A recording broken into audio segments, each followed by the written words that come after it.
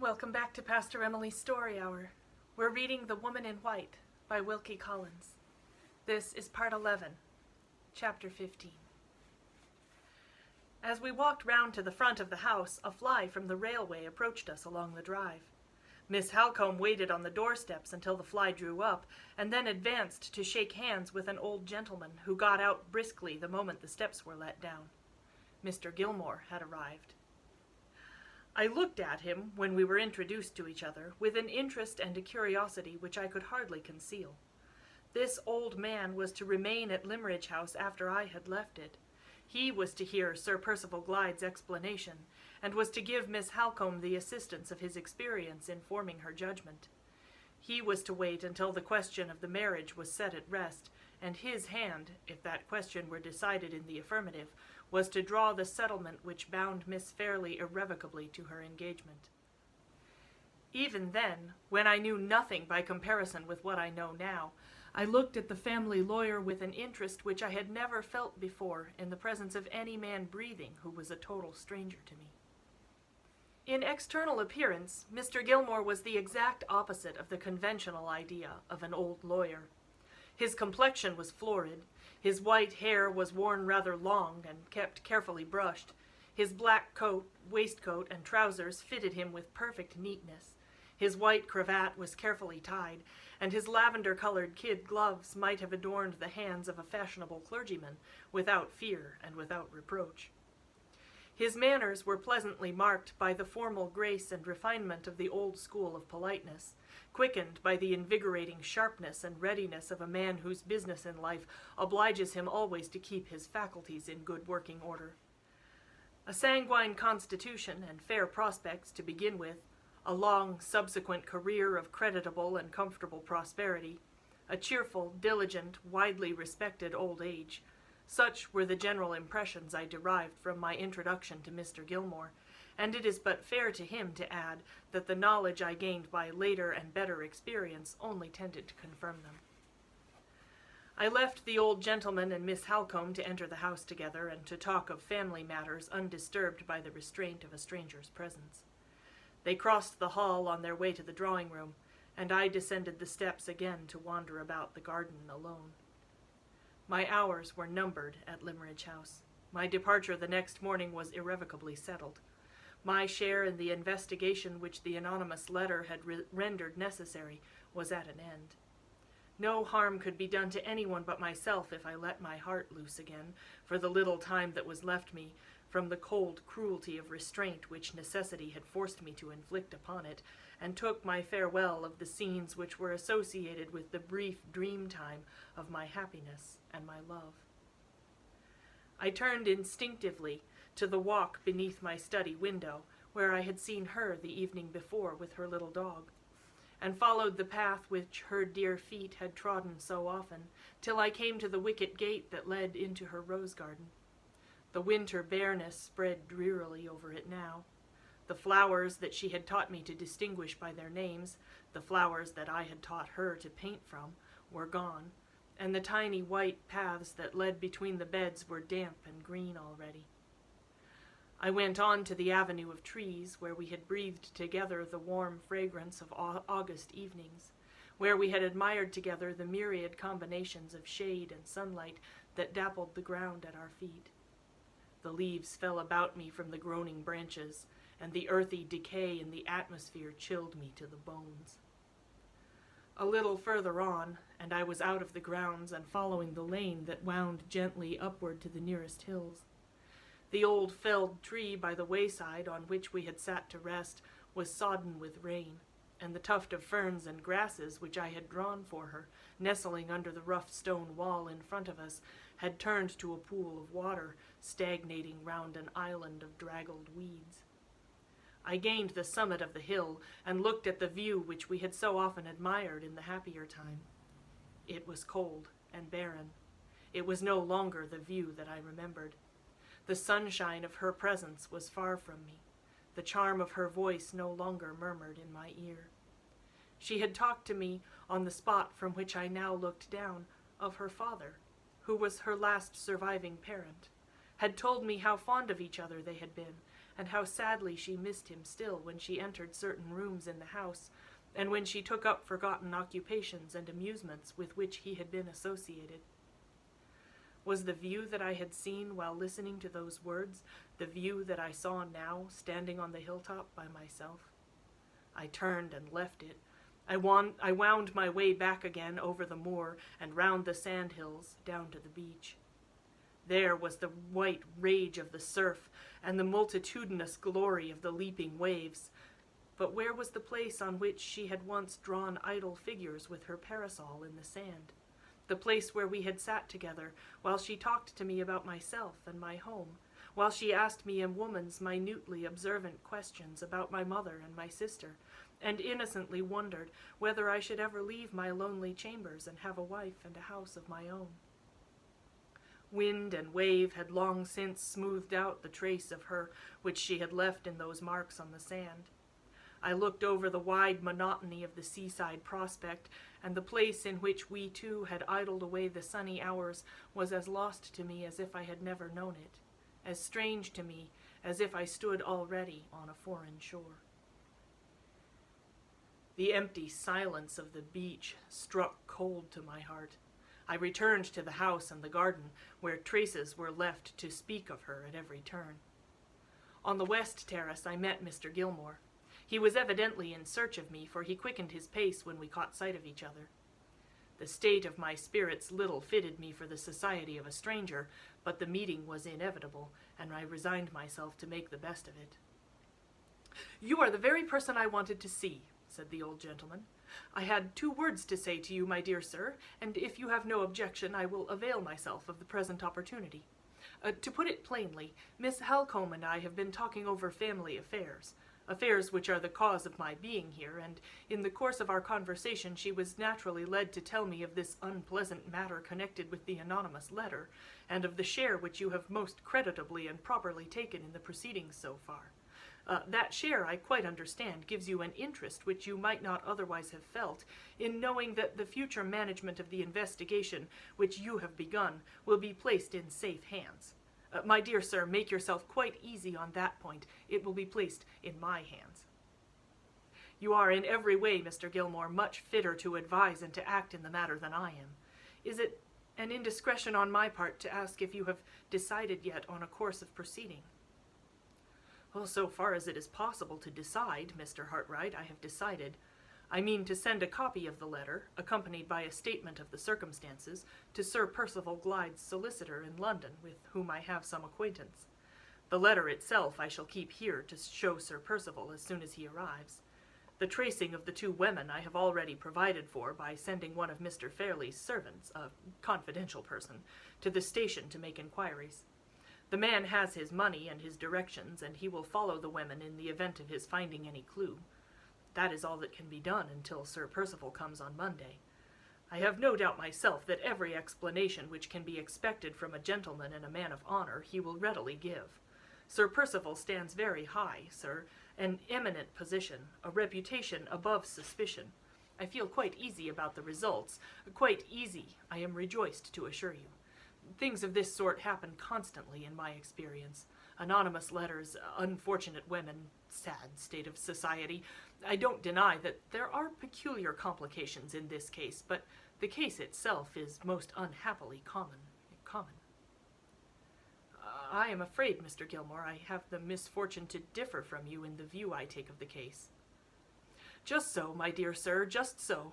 I am an old man, and I take the practical view. You are a young man, and you take the romantic view. Let us not dispute about our views.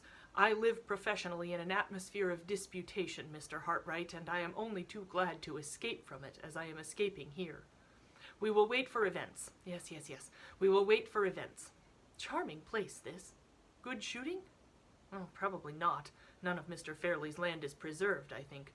Charming place, though, and delightful people. You draw and paint, I hear, Mr. Heartwright. Enviable accomplishment. What style?" We dropped into general conversation, or rather, Mr. Gilmore talked, and I listened. My attention was far from him, and from the topics on which he discoursed so fluently. The solitary walk of the last 2 hours had wrought its effect on me. It had set the idea in my mind of hastening my departure from Limmeridge House. Why should I prolong the hard trial of saying farewell by one unnecessary minute? What further service was required of me by anyone? There was no useful purpose to be served by my stay in Cumberland. There was no restriction of time in the permission to leave which my employer had granted to me. Why not end it there and then? I determined to end it. There were some hours of daylight still left. There was no reason why my journey back to London should not begin on that afternoon. I made the first civil excuse that occurred to me for leaving Mr. Gilmore, and returned at once to the house. On my way up to my own room, I met Miss Halcombe on the stairs. She saw by the hurry of my movements and the change in my manner that I had some new purpose in view, and asked me what had happened. I told her the reasons which induced me to think of hastening my departure, exactly as I have told them here. "No, no," she said, earnestly and kindly. "Leave us like a friend. Break bread with us once more. Stay here and dine. Stay here, and help us to spend our last evening with you as happily and as like our first evenings as we can. It is my invitation, Mrs. Vessey's invitation," she hesitated a little, and then added, "and Laura's invitation as well." I promised to remain. God knows I had no wish to leave even the shadow of a sorrowful impression with any one of them. My own room was the best place for me till the dinner bell rang. I waited there till it was time to go downstairs. I had not spoken to Miss Fairley. I had not even seen her all that day. The first meeting with her when I entered the drawing-room was a hard trial to her self-control and to mine. She, too, had done her best to make our last evening renew the golden bygone time, the time that could never come again. She had put on the dress which I used to admire more than any other that she possessed, a dark blue silk, trimmed quaintly and prettily with old-fashioned lace.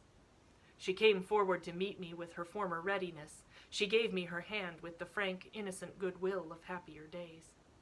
The cold fingers that trembled round mine, the pale cheeks with a bright red spot burning in the midst of them, the faint smile that struggled to live on her lips and died away from them while I looked at it, told me at what sacrifice of herself her outward composure was maintained. My heart could take her no closer to me, or I should have loved her then as I had never loved her yet. Mr. Gilmore was a great assistance to us. He was in high good humor, and he led the conversation with unflagging spirit. Miss Halcombe seconded him resolutely, and I did all I could to follow her example. The kind blue eyes, whose slightest changes of expression I had learnt to interpret so well, looked at me appealingly when we first sat down to table. "Help my sister," the sweet, anxious face seemed to say. "Help my sister, and you will help me." We got through the dinner, to all outward appearance at least, happily enough. When the ladies had risen from the table and Mr. Gilmore and I were left alone in the dining-room, a new interest presented itself to occupy our attention, and to give me an opportunity of quieting myself by a few minutes of needful and welcome silence. The servant who had been dispatched to trace Anne Catherick and Mrs. Clements returned with his report, and was shown into the dining-room immediately. "Well," said Mr. Gilmore, "what have you found out?" "I have found out, sir," answered the man, "that both the women took tickets at our station here for Carlisle." "You went to Carlisle, of course, when you heard that." "I did, sir, but I am sorry to say I could find no further trace of them." "You inquired at the railway?" "Yes, sir." "And at the different inns?" "Yes, sir." "And you left the statement I wrote for you at the police station?" "I did, sir." "Well, my friend, you have done all you could, and I have done all I could, and there the matter must rest till further notice.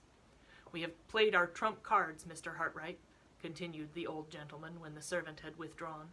"For the present, at least, the women have outmaneuvered us, and our only resource now is to wait till Sir Percival Glyde comes here on Monday next.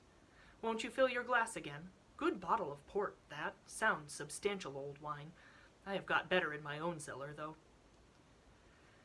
We returned to the drawing-room, the room in which the happiest evenings of my life had passed, the room which, after this last night, I was never to see again.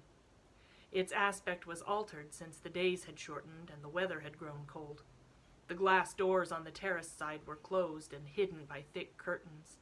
Instead of the soft twilight obscurity in which we used to sit, the bright, radiant glow of lamplight now dazzled my eyes. All was changed, indoors and out. All was changed. Miss Halcombe and Mr. Gilmore sat down together at the card table. Mrs. Vesey took her customary chair. There was no restraint on the disposal of their evening, and I felt the restraint on the disposal of mine all the more painfully from observing it. I saw Miss Fairlie lingering near the music stand. The time had been when I might have joined her there. I waited irresolutely. I knew neither where to go nor what to do next.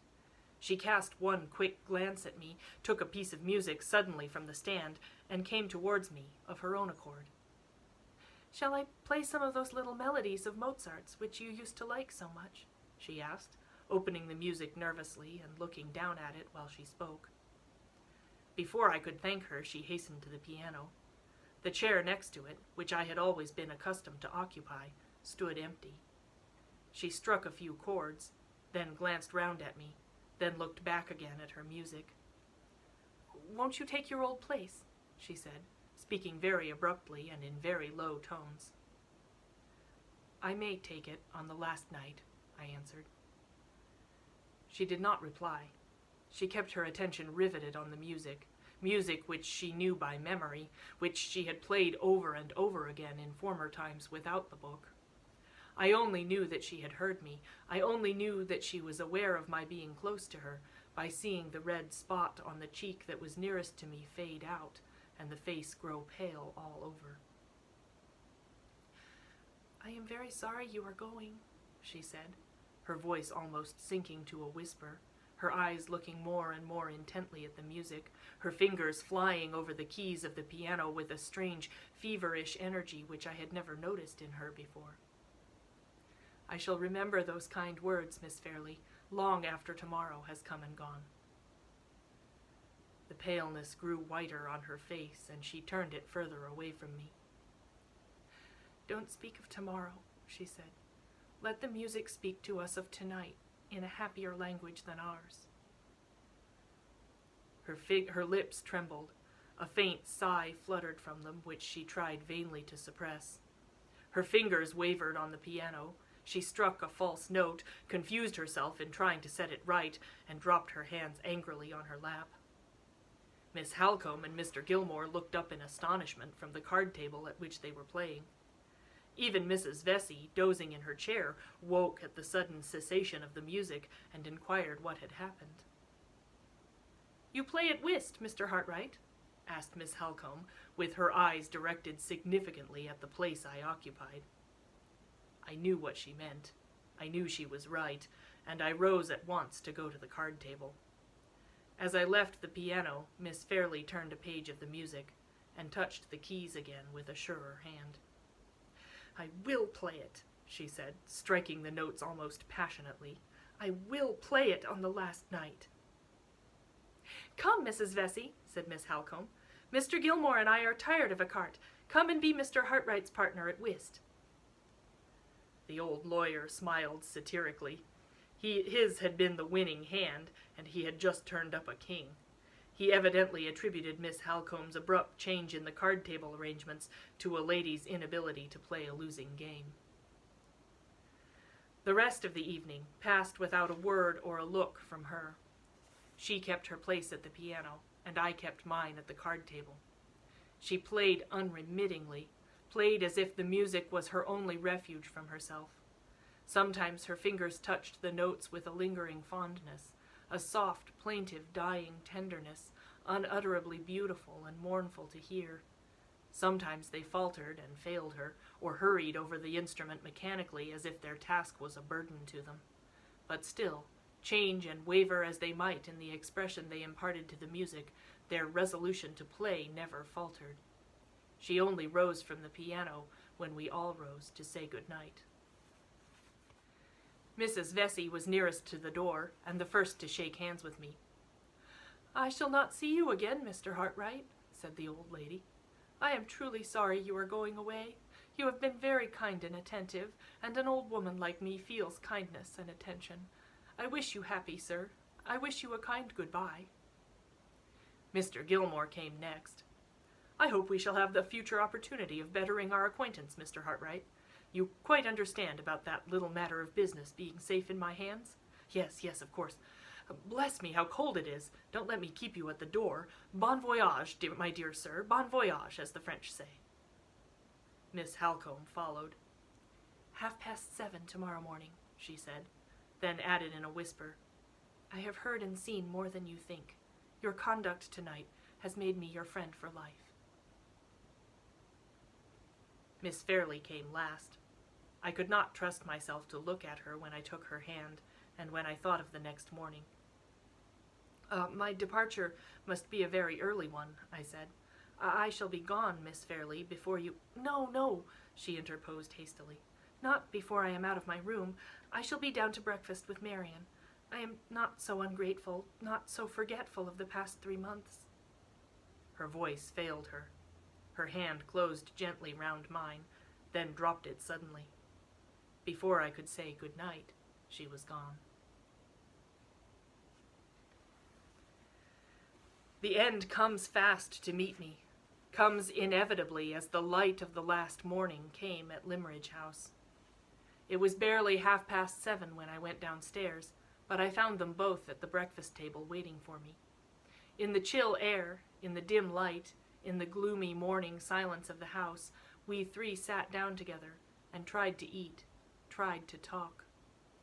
The struggle to preserve appearances was hopeless and useless, and I rose to end it.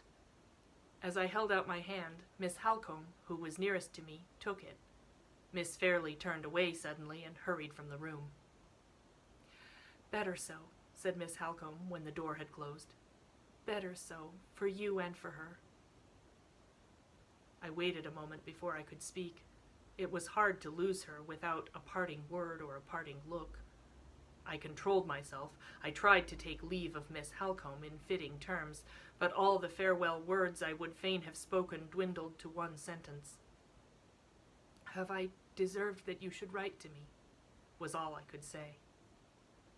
"You have nobly deserved everything that I can do for you, as long as we both live. Whatever the end is, you shall know it. And if I can ever be of help again, at any future time, long after the memory of my presumption and my folly is forgotten—" I could add no more. My voice faltered. My eyes moistened in spite of me. She caught me by both hands. She pressed them with the strong, steady grasp of a man. Her dark eyes glittered. Her brown complexion flushed deep. The force and energy of her face glowed and grew beautiful with the pure inner light of her generosity and her pity. "I will trust you. If ever the time comes, I will trust you as my friend and her friend, as my brother and her brother." She stopped, drew me nearer to her, the fearless, noble creature, touched my forehead, sister-like, with her lips, and called me by my Christian name. "God bless you, Walter," she said. "Wait here alone and compose yourself. I had better not stay, for both our sakes. I had better go see you go from the balcony upstairs." She left the room. I turned away towards the window, where nothing faced me but the lonely autumn landscape. I turned away to master myself before I, too, left the room in my turn, and left it forever. A minute passed, it could hardly have been more, when I heard the door open again softly, and the rustling of a woman's dress on the carpet moved towards me. My heart beat violently as I turned around. Miss Fairley was approaching me from the farther end of the room. She stopped and hesitated when our eyes met, and when she saw that we were alone. Then, with that courage which women lose so often in the small emergency, and so seldom in the great, she came on nearer to me, strangely pale and strangely quiet, drawing one hand after her along the table by which she walked, and holding something at her side in the other, which was hidden by the folds of her dress. "I only went into the drawing-room," she said, "to look for this. It may remind you of your visit here and of the friends you leave behind you. You told me I had improved very much when I did it, and I thought you might like." She turned her head away and offered me a little sketch, drawn throughout by her own pencil, of the summer house in which we had first met. The paper trembled in her hand as she held it out to me, trembled in mine as I took it from her. I was afraid to say what I felt. I only answered, "It shall never leave me. All my life long it shall be the treasure that I prize most. I am very grateful for it, and very grateful to you for not letting me go away without bidding you goodbye."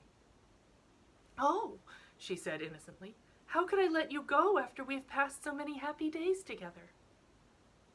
"Those days may never return, Miss Fairley. My way of life and yours are very far apart.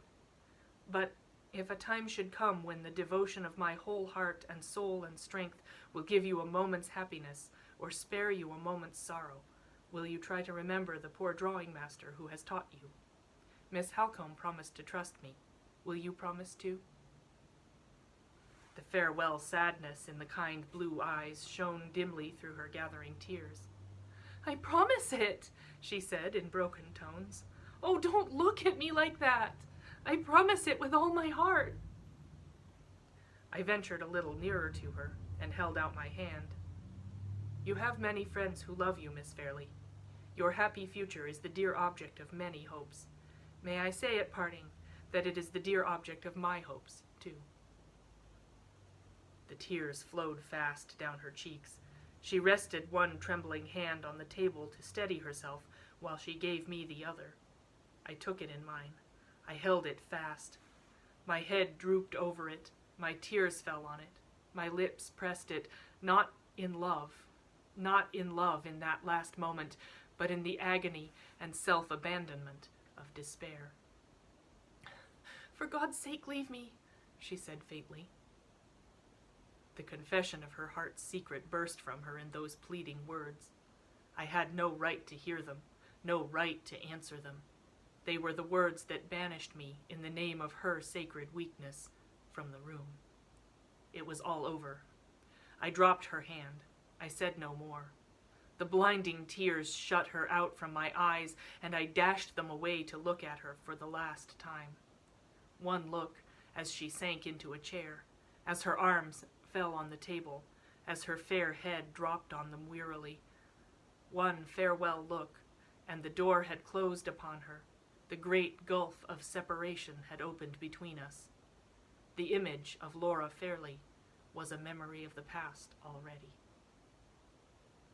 The end of Mr. Heartwright's narrative. Come back tomorrow for the next installment.